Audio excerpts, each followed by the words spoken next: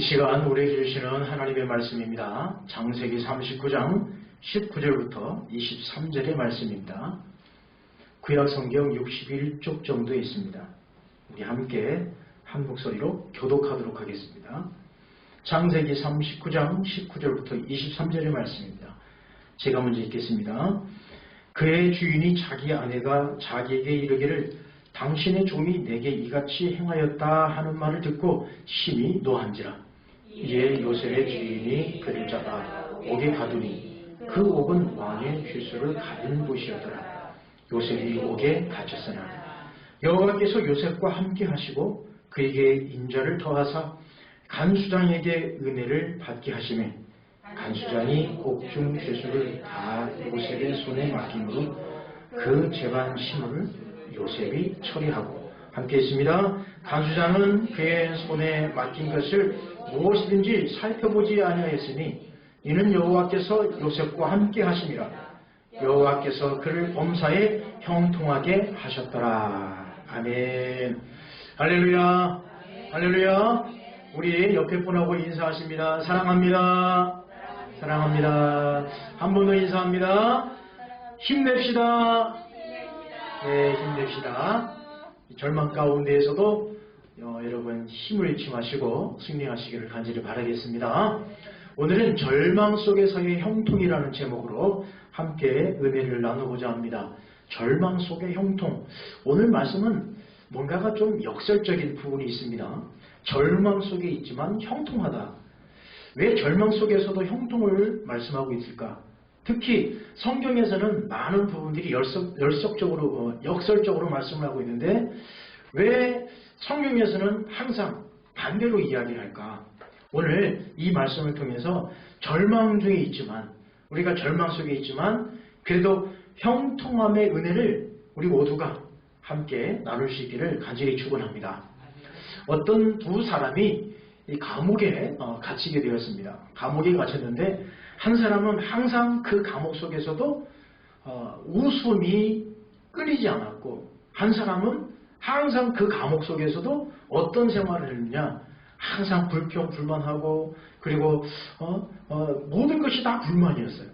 그럴 수밖에 없겠죠. 감옥 밑에는 지저분하고 벽에도 곰팡이가 나 있고 이러니 자유가 없으니 불평불만을 할 수밖에 없겠죠. 그러나 한 사람은 항상 입가에는 미소가 있었고 항상 웃음이 끊이지 않았습니다.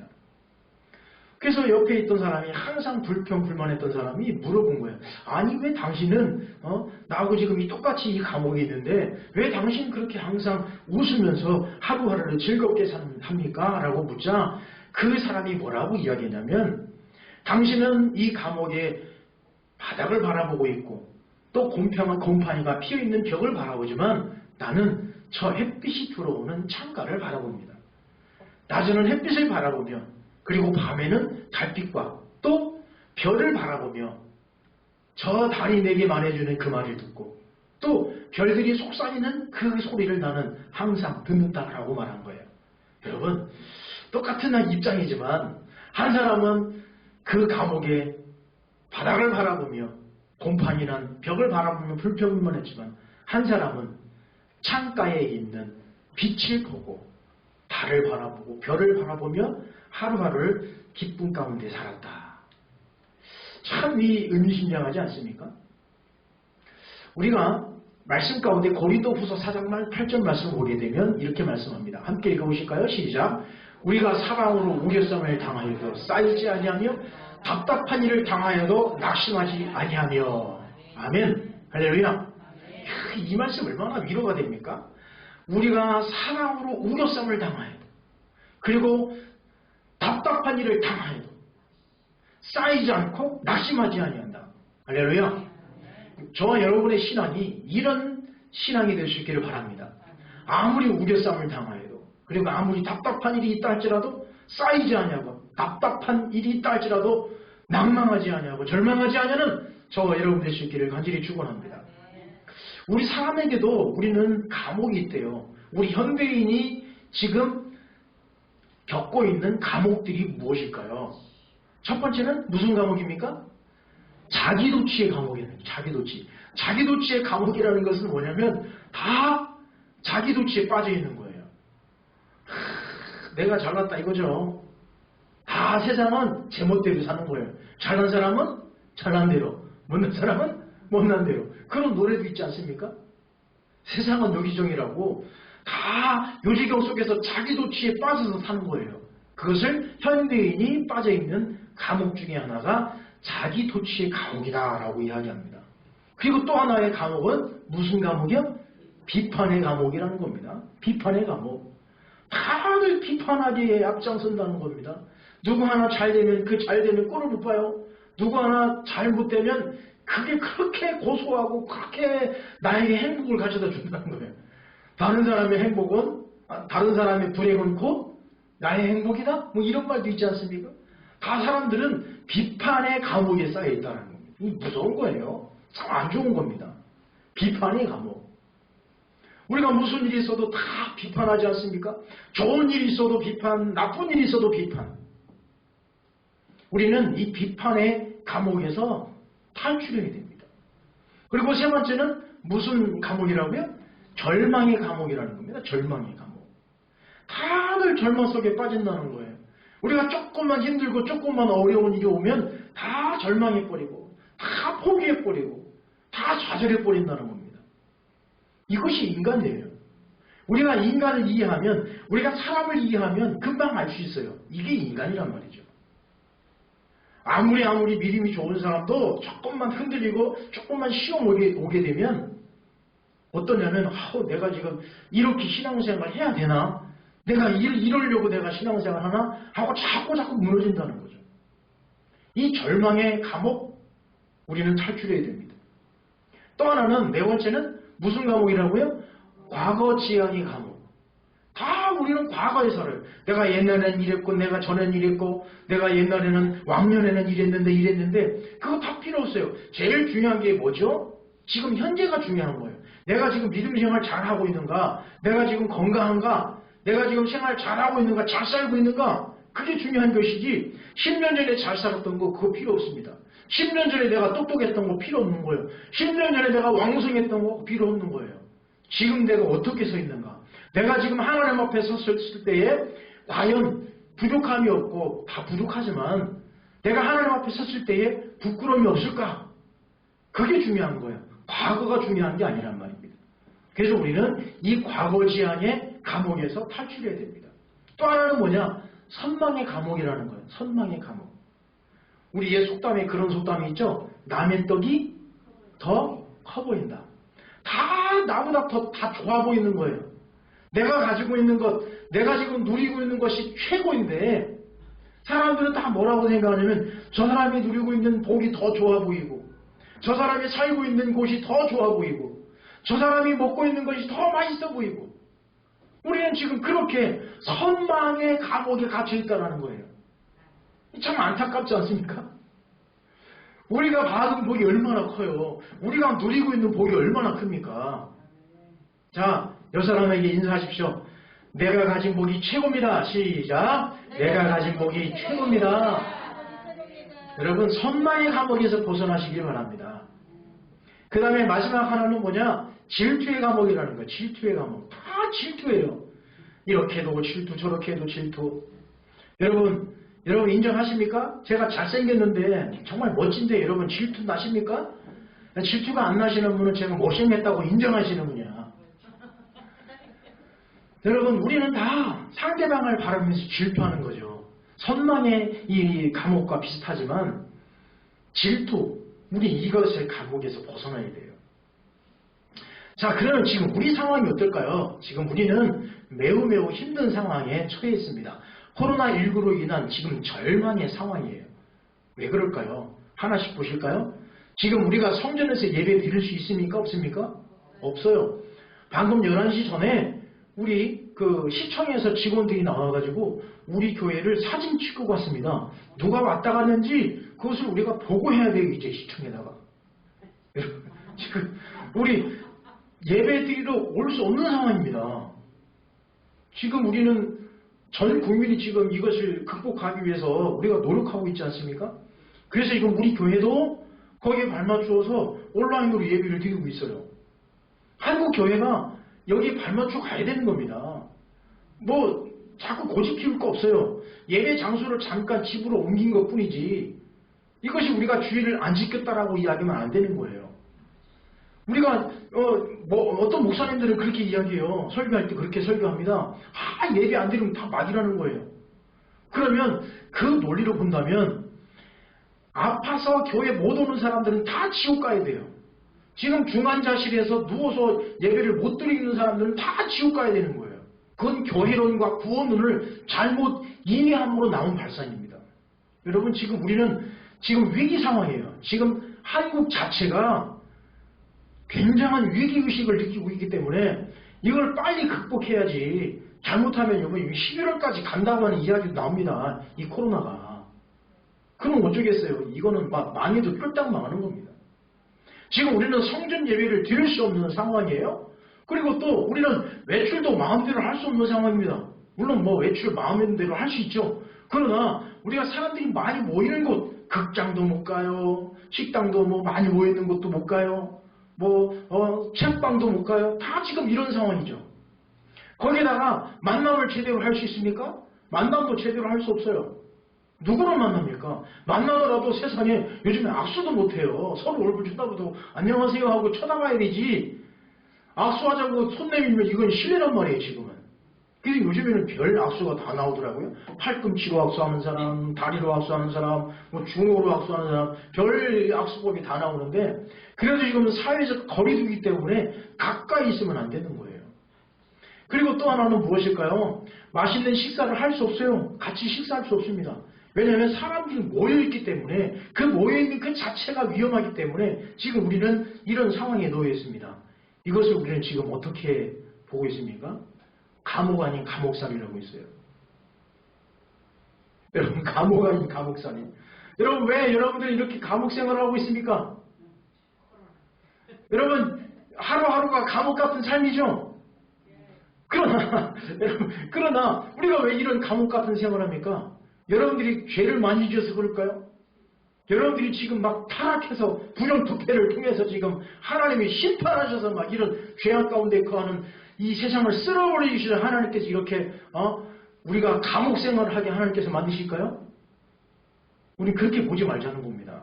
물론 하나님께서 이 코로나19를 통해서 우리에게 주시는 하나님의 메시지가 분명히 있습니다. 그러나 하나님은 우리에게 막 채찍을 가하면서 죽으라 하면서 목을 쪼아가면서 우리에게 하나님의 음성을 들려주시는 것이 아니라 이 모든 것이 하나님의 사랑과 긍휼 안에 있다고 하는 이 믿음을 가지고 이 코로나19를 바라보면 새로운 은혜가 오게 된다는 겁니다. 여러분 이번 이 코로나19를 통해서 새로운 은혜가 넘쳐나기를 간절히 축원합니다. 새로운 은혜가 여러분 심령 속에 쏟아지기를 간절히 축원합니다. 그래서 시편 142편 7절 말씀에 보면 이렇게 기록합니다. 함께 읽어보실까요? 시작. 내 영혼을 옥에서 이끌어내사 주의 이름을 감사하게 하소서. 주께서 나에게 갚아 주시리니 의인들이 나를 두르리이다. 아멘. 시편 142편 말씀에 내 영혼을 옥에서 이끌어내신다라고 말씀하고 있습니다. 할렐루야. 하루하루 여러분의 삶이 옥중생활처럼 산다 할지라도 우리 주님께서 우리의 영혼만큼은 거기서 이끌어내 주실 줄 믿습니다. 우리 주님이 여러분들을 호응해 주실 줄 믿습니다. 밖에 나갈 수도 없고 만날 수도 없고 어디 갈 수도 없는 상황이지만 그래도 우리의 영혼은 자유할 수 있기를 간절히 축원합니다. 우리의 믿음만큼은 자유할 수 있기를 간절히 축원합니다. 오늘 말씀에 보면 옥에 갇힌 한 사람이 있습니다. 옥에 갇힌 사람이 있어요. 그 사람이 누구냐면 요셉입니다. 요셉을 잠깐 이해하고자 합니다. 요셉은 야곱의 12 자녀 가운데 한 사람이었어요. 야곱, 그 요셉의 아버지는 야곱인데 야곱이 12아들이 있었죠. 이 야곱이 아내가 부인이 몇 명이었을까요? 부인이 참 많았어요. 첫 번째 레아가 야곱의 아들을 낳았는데 루벤, 시므온, 레위, 유다, 이사가를 낳았습니다. 그리고 또 빌하라고 하는 부인이 있었는데 이 부인을 통해서 갓 아셀을 낳았고요. 그 다음에 진짜 사랑했고 진짜 아꼈던 그의 진짜 아내 라헬에게는 요셉과 베냐민을 낳았습니다. 그리고 또 하나의 부인이 있었는데 빌하라고 하는 이 부인을 통해서 단과 납달리를 낳습니다. 이렇게 12아들 가운데에 그 가운데 누구요? 이 요셉이 옥에 갇히는 상황이 됩니다. 옥에 갇힌 상황이 되었는데 여러분 보십시오. 이 요셉을 잘 보게 되면 요셉이 왜 옥에 갇혔을까요? 요셉이 왜 옥에 갇혔을까라고 하는 의문을 던져보면 자 반대로 방금 전에 여러분들에게 제가 물어봤죠. 여러분 왜 감옥 아닌 감옥 같은 그런 생활을 합니까? 이유가 없어요. 자 그러면 요셉도 보십시다. 요셉이 왜 옥에 갇혔을까요? 창세기 40장에 가보면 이렇게 고백합니다. 나는 히브리 땅에서 끌려온 자요 여기서도 옥에 갇힐 일을 행하지 아니하였나이다. 그러면 요셉이 옥에 갇힐 만한 일을 했습니까? 안 했습니까? 결코 안 했다는 거예요. 그럼에도 불구하고 요셉은 지금 어디에 놓여 있는 거예요? 옥에 갇혔다는 겁니다. 우리도 지금 마찬가지지 않습니까? 세상에 감옥도 이런 감옥이 어디 있어요? 우리가 감옥에 있으면 감옥에서 밥이나 제때 주지. 이거는 우리가 밥을 삼시세끼로 꼬박 해먹어야 돼. 이거는 어찌 나가지도 못하면서. 요셉이 옥에 갇힐 일을 행하지 아니하였다라고 했지만 요셉은 옥에 갇혔어요. 이렇게 억울한 일이 어디 있습니까? 이렇게 억울한 일이 어디 있을까요? 자, 요셉이 왜 이렇게 억울했을까? 요셉을 우리가 간단히 살펴보면 우리 잘 알지 않습니까? 요셉이 이 12아들 가운데에 어떤 아들이었냐? 조금 특출난 아들이었어요. 요셉은 그야말로 아버지가 바라봤을 때 싹수가 어떤 아들이었다? 싹수가 노란 아들. 뭔가 할 것 같은 그런 아들이었단 말이에요. 그걸 야곱은 알았어요. 그래서 요셉을 키울 때 어디서 키웠다고 했습니까? 아버지의 무릎팍에서. 그러면 여러분 생각해 보십시오. 지금 12아들이 있는데 그 12아들 가운데 다 뭐가 달라요? 뭐가 달라요? 어머니 배가 다르단 말이에요. 배가 다른 자식들이 다 있는데 그 가운데 항상 아버지가 그 요셉을 아버지 무릎에 앉혀놓고 우리 아들 하면서 애지중지하면서 키웠다고 생각을 해보십시오. 그러면 다른 형들이 어떻게 생각할까요? 아 우리 아버지는 맨날 누구만 사랑한다고요? 요셉만 사랑한다는 거예요. 여러분 우리가 자녀를 키워보셔서 아시겠지만 다 우리 자녀들 다 사랑스럽고 자녀를 다 여러분 아끼지 않습니까?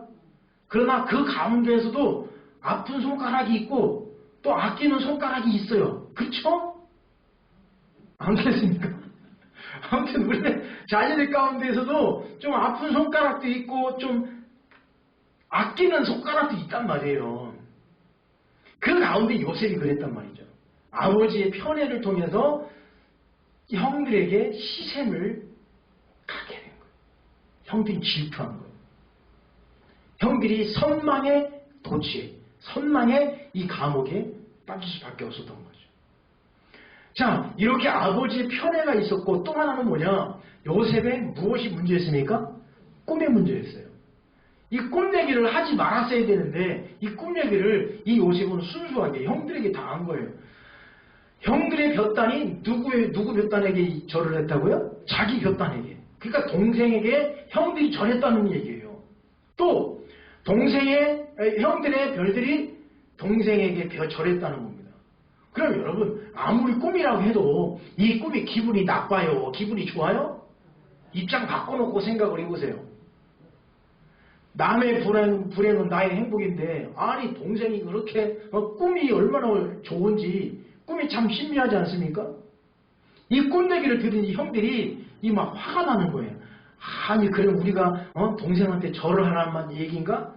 아주 그냥 지금 이 질투와 이 시기가 크게 달한 거예요. 크게 달한 거. 그래서 이 동생을 어떻게 했죠? 동생을 죽이려고 하다가 동생을 저 애굽의 노예로 팔아버린 거예요. 이 얼마나 안타까운 일입니까?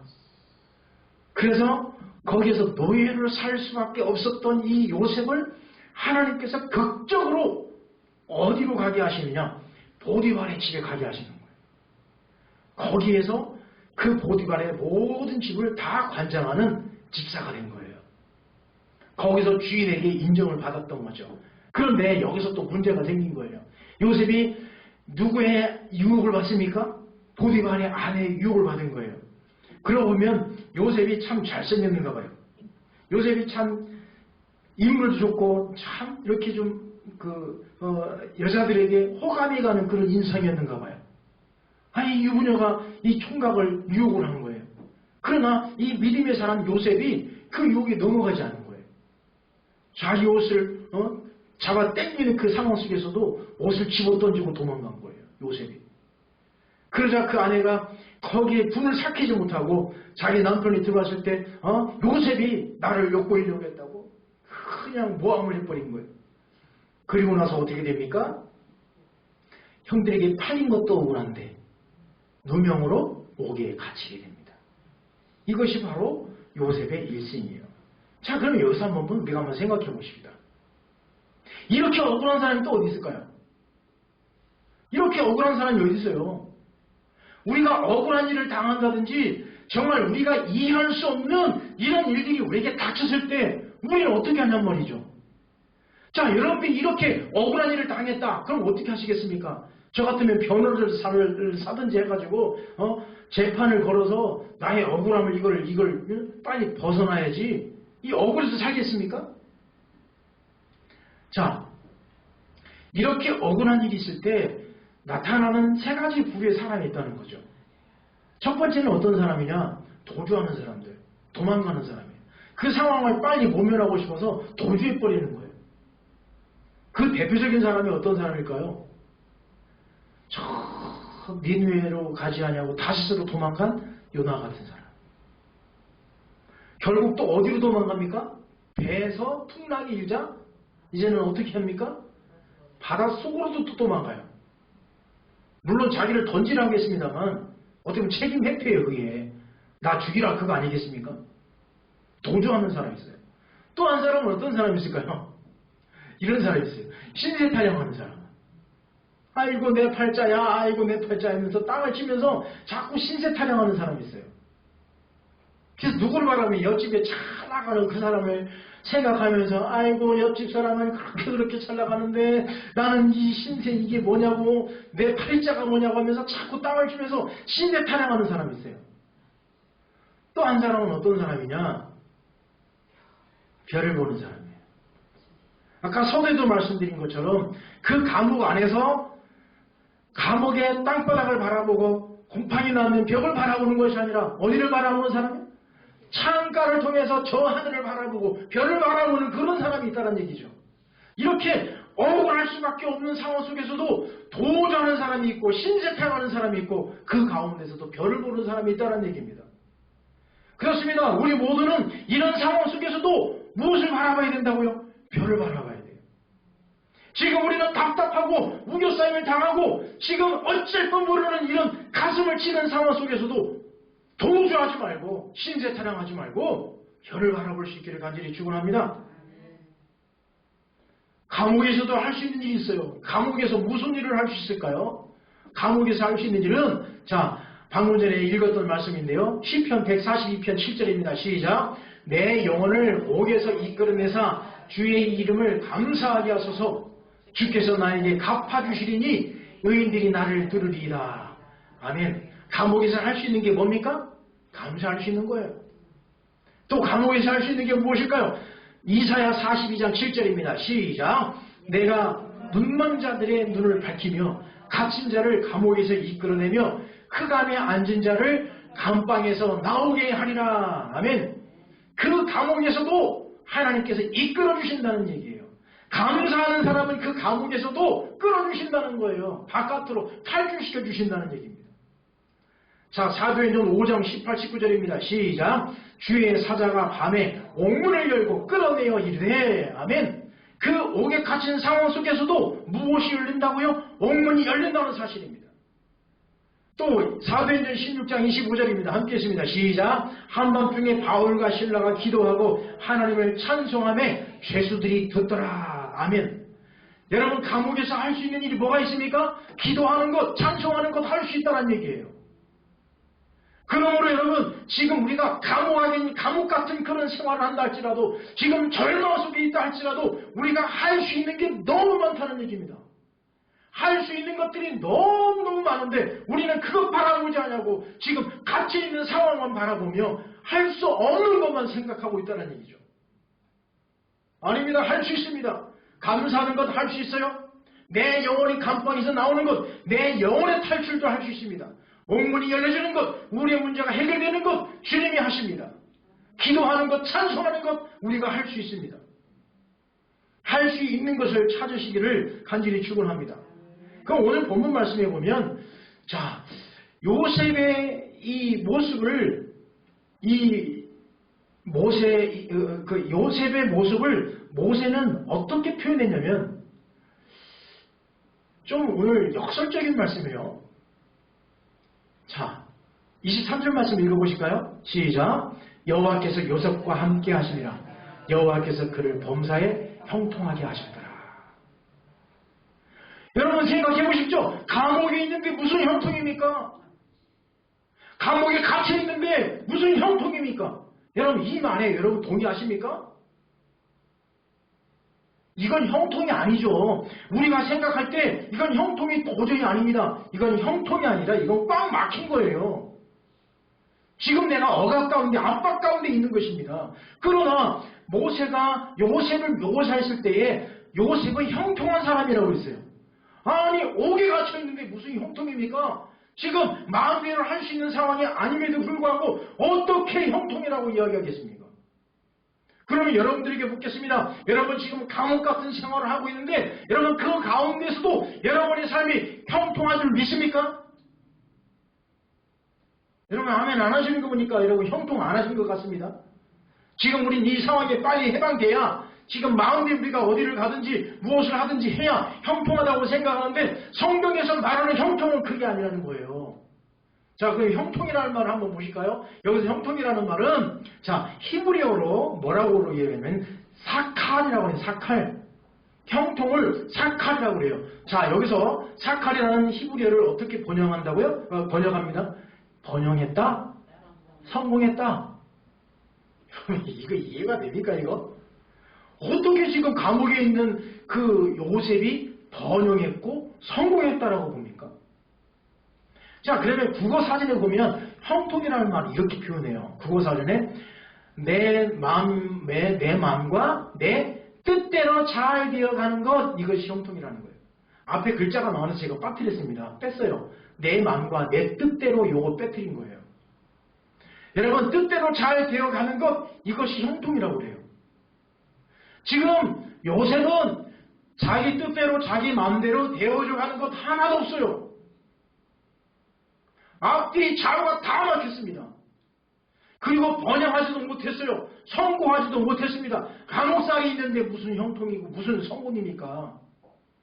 그러면 이 말씀대로 말하면 저 대전 교도소에 갇혀있는 그 사람들 번영한 거고 성공한 거예요. 저 히브리 말 그대로 번역한다면. 그러나 그것이 아니라 히브리 말을 잘 번역하면 이렇게 번역할 수 있어요. 하나님이 함께 하시면 번영한다. 하나님이 함께 하시면 성공한다. 할렐루야. 그러므로 오늘 이 말씀 가운데에 주목해 봐야 될 말씀은 뭐냐? 바로 여호와께서 요셉과 함께 하심이라. 아멘. 이 말씀에 주목해야 되는 거예요. 여호와께서 요셉과 함께 하셨기 때문에 형통한 것입니다.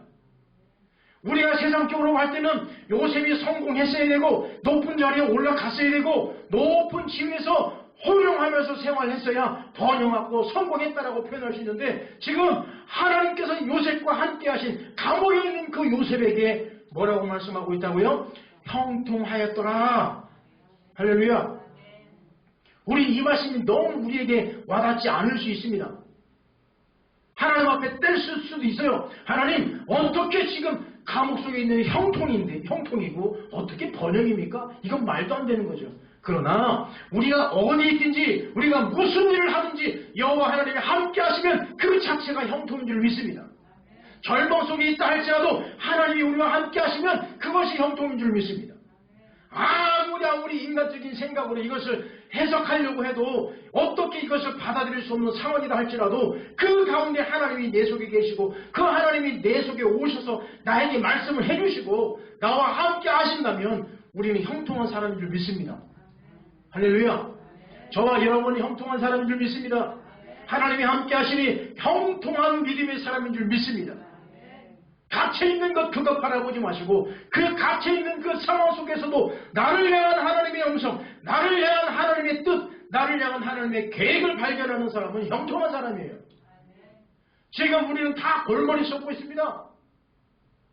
어떤 아이가 그 국민학 초등학생 아이가 일기를 썼는데요. 일기 가운데 그 인터넷에 일기를 올린 거예요. 그 아이가 인터넷에 뭐라고 올린 줄 아십니까?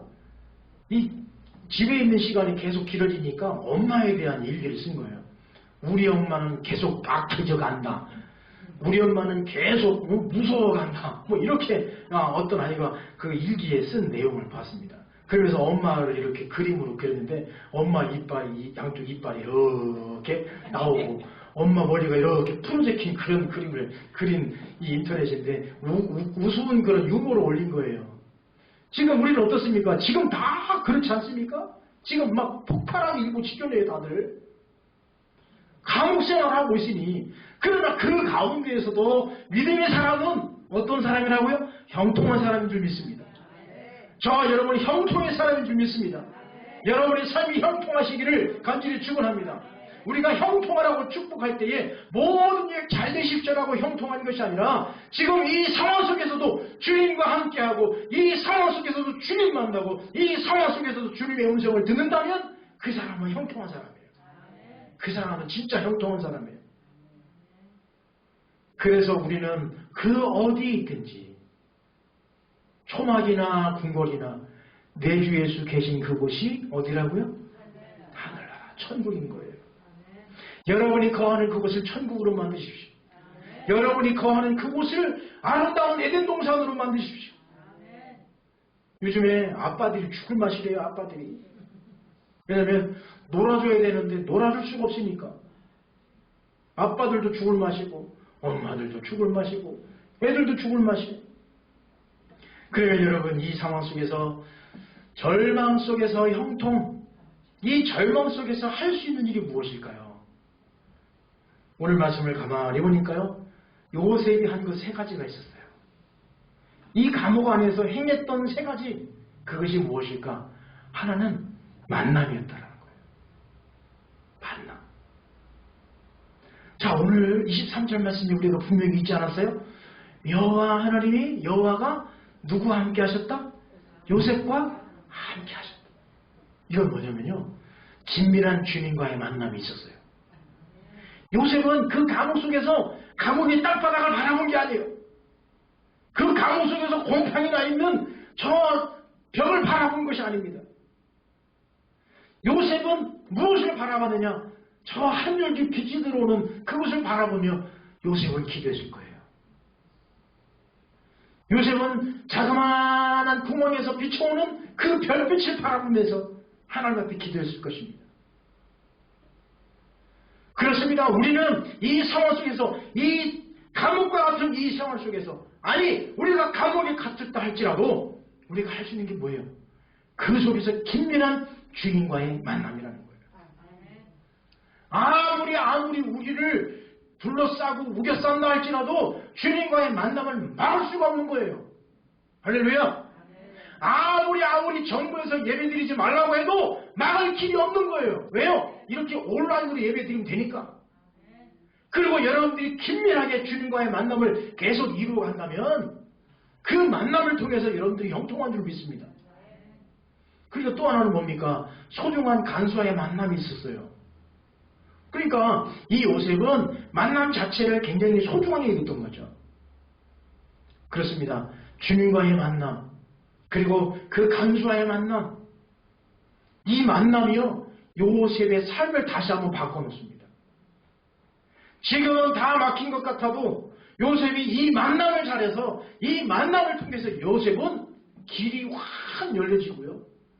우리가 상상할 수 없는 그 이방 땅에서 요셉이 대통령까지 된 거예요. 지금으로 말하면. 왕이 있습니다만 총리가 뭐냐? 대통령하고 똑같은 거예요. 그 다음에 두 번째는 무엇을 잊지 않았을까? 절망 속에서 사명을 잊지 않았어요. 여기서 사명이라고 하는 것은 뭐냐? 이 요셉이 감옥에서 할 수 있는 일이 무엇일까? 감옥 안에서 그 사람들을 돌봤어요. 야, 기가 막히지 않습니까? 요셉이 사람이 똑똑하니까 그 간수장이 어떻게 했어요? 야, 네가 이 감옥에 있는 모든 일들을 다 관장해. 그거예요. 지금으로 말하면 감옥에서 요셉은 어떤 사람이었습니까? 모범수였어요. 모범수. 다 모든 일 다 하게 한 걸 다 요셉이 하게 하되, 그리고 더 중요한 것은 뭐냐? 요셉이 하는 일에 있어서 그 간수장이 물었더라 안 물었더라? 안 물었어. 신뢰하고 다 받아준 거예요. 여러분, 요셉은 이 감옥 안에서도 사명이 있었어요. 여러분, 믿음의 사람은요, 사명이 있어요. 어디 가든지 하나님의 일을 해야 될 사명자가 저와 여러분인 줄 믿습니다. 사명을 잃지 않았어요. 그리고 또 하나는 뭐냐? 신뢰를 잃지 않았습니다. 신뢰를 잃지 않았어요. 자, 간수장이 다 믿었어요. 요셉이 하는 거 다 밀어줬어요. 여러분, 이 요셉 대단하지 않습니까? 우리는 그 가운데 옥에 갇혀 있는 상황 속에서는 만남 필요 없어요.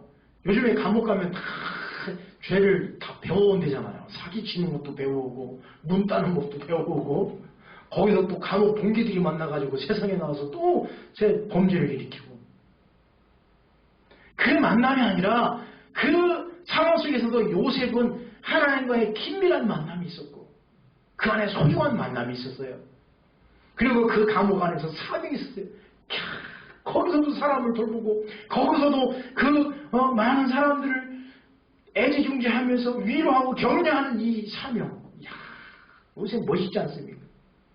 그 가운데에 신뢰를 얻어서 많은 사람들에게 존경받는 그 감옥 안에서도 사랑받는 사람이 되었던 것입니다. 여러분, 지금 우리는 절망 속에 있습니다. 그러나 절망 속에서의 형통이 있음을 믿으시기 바랍니다. 분명히 말씀합니다. 믿음의 사람은 어디 있든지 하나님이 함께 하시면 그 자체가 형통인 줄 믿습니다. 여러분, 힘겹고 고통스러운 나날을 보내고 있지만 그 절망 속에서의 형통이 있음을 믿으시고 주님과의 만남 계속 이어가십시오. 그리고 여러분, 그 가운데에서도 여러분을 향한 사명이 있음을 믿고, 그리고 사람과 사람 사이 하나님과 우리와의 모든 신뢰를 깨지 마시고 그 신뢰 가운데 하나님의 영광을 계속 드러낼 수 있기를 간절히 축원합니다. 기억하십시오. 우리는 답답하고 우겨싸이는 상황이 아니라 우리는 지금 형통한 삶을 살고 있는 줄 믿습니다. 여호와 하나님이 함께 하시니 저와 여러분의 삶은 형통한 삶인 줄 믿습니다. 이 믿음 가지고 또 한 주간 승리하실 수 있기를 간절히 축원합니다. 절망 속에서의 형통을 잊지 마시고 형통한 삶을 계속 이어갈 수 있기를 간절히 축원합니다. 기도하겠습니다. 거룩하신 하나님 아버지, 감사합니다.